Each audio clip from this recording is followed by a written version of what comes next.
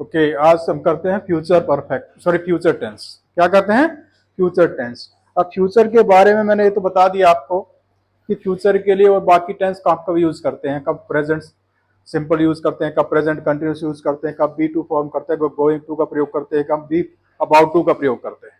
ठीक है, और कहां पर हम फ्यूचर सिंपल के बदले फ्यूचर कंटिन्यूस टेंस यूज करते हैं, वो इससे पहले क्लास में हो चुका है। अब मैं बता रहा हूं बिल्कुल जो इसके फ्यूचर के अपने जो यूजेस हैं, दूसरे टेंसेस का फ्यूचर के लिए यूज हो चुका है, वो उसका डिस्कशन हो गया है।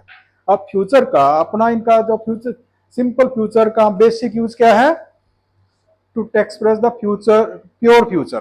प्योर फ्यूचर का मतलब है इसकी प्रेजेंट में कोई प्लानिंग नहीं हुई, कोई डिसीजन नहीं हुआ बात करने से पहले, ना कोई अरेंजमेंट किया गया। ठीक है, everything depends on the time coming. सब कुछ आने वाले समय पर डिपेंड करता है कि ये काम होगा या नहीं होगा।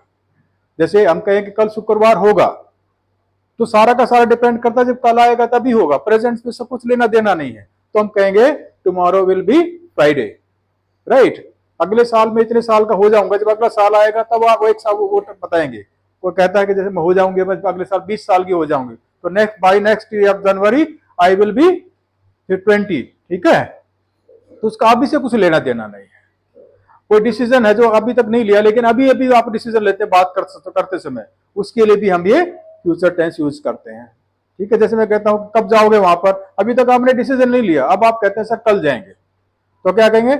आई विल गो टुमारो या I will do it tomorrow. तो इसका डिसीजन कब लिया आपने? At the time of speaking, at the time of speaking. अब continuous tense, future continuous. Future continuous का फ्यूचर के लिए यूज होता है, सिंपल के लिए वो पहले मैं बता चुका हूं उससे पहले वाली क्लास में। फ्यूचर कंटिन्यूस के दो यूजेस हैं।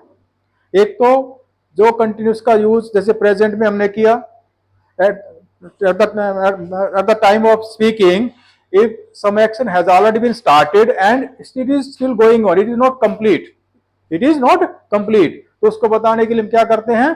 प्रेजेंट कंटिन्यूस टेंस यूज करते हैं।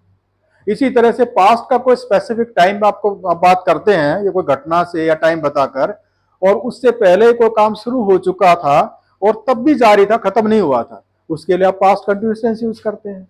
ठीक उसी तरह से फ्यूचर के किसी टाइम की बात करते हैं, उस जो स्पेसिफिक टाइम उससे पहले वो काम शुरू हो चुका होगा और कंप्लीट नहीं हुआ होगा, उस समय भी जारी रहेगा जिस समय की आप बात करते हैं, जिस घटना की आप चर्चा करते हैं। तो ये नॉर्मल यूज है कंटिन्यूस का। तो ये फ्यूचर कंटिन्यूस का नॉर्मल बेसिक रूल है। लेकिन ये फ्यूचर कंटिन्यूस प्रेजेंट के कॉन्टेक्स्ट में भी यूज होता है। प्रेजेंट के कॉन्टेक्स्ट में कैसे यूज होता है? जैसे आपको पता कि भाई वो पहुंच गए क्या, आप पूछते हैं, तो आपको पता है कि उनकी ट्रेन 8 बजे आने वाली थी, अब आपने देखा नहीं है, यू कंक्लूड कि 8 बजे ट्रेन आनी थी तो 8 बजे ट्रेन आ गई है, तो जरूर पहुंच गए होंगे। तो आपके सामने नहीं है तो कहेंगे आपका कंफर्म है, तो आप कहेंगे यस दे हैव अराइव्ड। लेकिन आप कंक्लूड करते हैं किसी दूसरी घटना से कि वो आपकी 8 बजे ट्रेन आनी थी, वो ट्रेन आ चुकी है, तो जरूर वो आप पहुंच गए होंगे। तो ये प्रेजेंट पर्सन है, they will have arrived, they will have arrived, ये तो परफेक्ट का यूज हो जाएगा। लेकिन अगर आप कहें कि भाई वो क्या करूं, तो उसमें अब आके क्या कर रहे होंगे? ठीक है, they will be resting in the guest house, they will be resting in the guest house. तो मतलब आपने कंक्लूड किया ट्रेन आ गई, अब वो गेस्ट हाउस के अंदर चले गए, वहां क्या कर रहे होंगे? रेस्ट कर रहे होंगे। यू आर नॉट श्योर, अब श्योर है तो आप इंटीमेट करेंगे दे आर रेस्टिंग। लेकिन आप कंक्लूड करते किसी दूसरी घटना से प्रेजेंट कॉन्टेक्स्ट में, तो आप कहेंगे they will be doing so and so.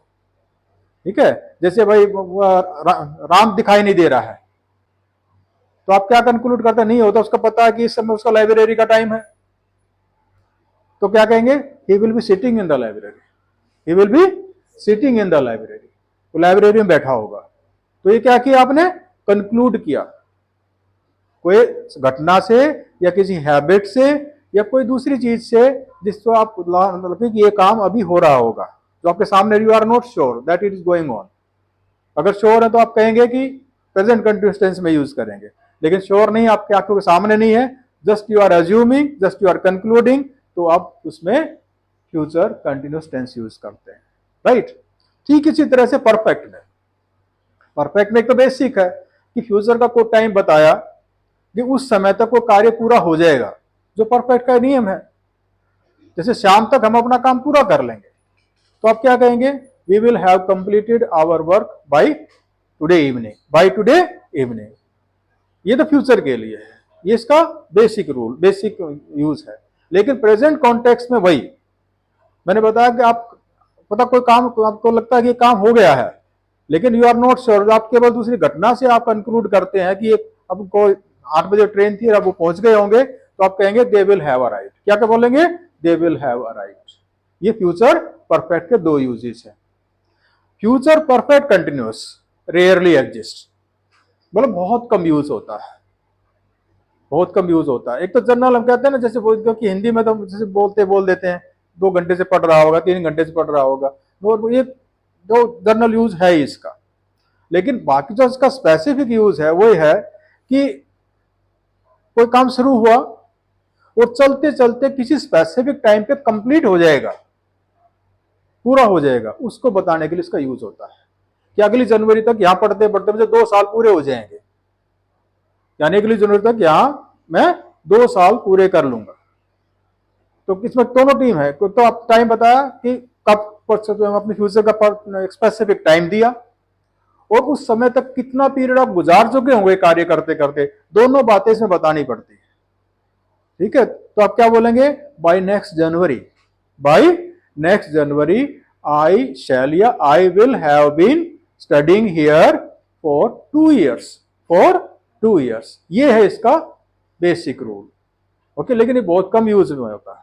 तो ये था सारा का सारा फ्यूचर का। फ्यूचर सिंपल, जो एक्शन अभी होने वाला, कुछ उसका प्रेजेंट से लेना देना नहीं है। और फ्यूचर कंटिन्यूअस, जो फ्यूचर के किसी स्पेसिफिक टाइम पे लगातार हो रहा होगा, या प्रेजेंट कॉन्टेक्स्ट में कंक्लूड करते हैं कि प्रेजेंट में ऐसा हो रहा होगा। ठीक है, फ्यूचर परफेक्ट, उसका मतलब है कि फ्यूचर का जो स्पेसिफिक टाइम है उस समय तक आप काम को पूरा कर लेंगे, उसको बताने के लिए फ्यूचर परफेक्ट। प्रेजेंट कॉन्टेक्स्ट में आप ये कंक्लूड करते हैं किसी घटना से कि ये काम हो चुका होगा इस समय तक, तो eight the time of speaking उस प्रेजेंट कॉन्टेक्स्ट में भी यूज होता है। और फ्यूचर परफेक्ट कंटिन्यूअस टेंस इस समय उस फ्यूचर के किसी स्पेसिफिक टाइम तक आप ये काम करते करते इतना समय बीत चुका होगा, इतने समय से ये काम कर रहे होंगे, उसके लिए करते हैं future perfect continuous tense. Okay.